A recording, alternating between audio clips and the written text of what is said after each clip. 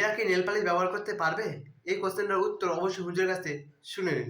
Nail polish ব্যবহার করা যদি রূপ চর্চার অংশ হিসেবে মহিলারা করতে চায়, এটা করতে পারবে। বিশেষ করে যখন মাসিক হবে, যখন তাদের সলাৎ নাই, তখন তারা ব্যবহার করলো, স্বামীকে দেখানোর জন্য করলো বা সৌন্দর্যের জন্য করলো। কিন্তু যখন সালাত আছে, নেল পালিশ ব্যবহার করলে তো নখের উপরে একটা আবরণ পড়ে যায়, অজু হবে না। তো যখন সালাত আছে, নেল পালিশ ব্যবহার করে অজু করলে তো অজু হবে না। তখন তিনি কিভাবে নেল পালিশ ব্যবহার করবে? অনেক মেয়েরা আছে সারা বছরে নেল পালিশ ব্যবহার করে। তো এরকম নেল পালিশ ব্যবহার করলে কি হবে না? অজু হবে না, আর সালাতও হবে না।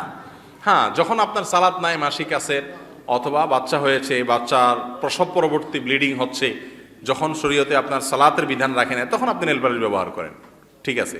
অথবা সকালে নেল পালিশ ব্যবহার করছেন, জোহর রক্তের আগে আগে যদি আপনি ওইটা আবার চেঁচে তুলে ফেলতে পারেন ব্লেড টেড দিয়া, তাহলে আপনি নেল পালিশ ব্যবহার করতে পারেন। কিন্তু এত শর্ট টাইমের জন্য কেউ তো পোষাবে না। তো অতএব মহিলারা নেল পালিশ ব্যবহার করার আগে চিন্তা করবেন তার সালাত আদায় করার জন্য এটা প্রতিবন্ধক হলে তখন এটা কি নাই, ব্যবহার করা জায়েজ নাই। এমনি সাধারণ অবস্থা হলে করতে পারেন। এরকম ইসলামিক ভিডিও পেতে অবশ্যই চ্যানেল সাবস্ক্রাইব করে পাশে থাকবেন। ভালো থাকুন, সুস্থ থাকুন। আসসালামু আলাইকুম।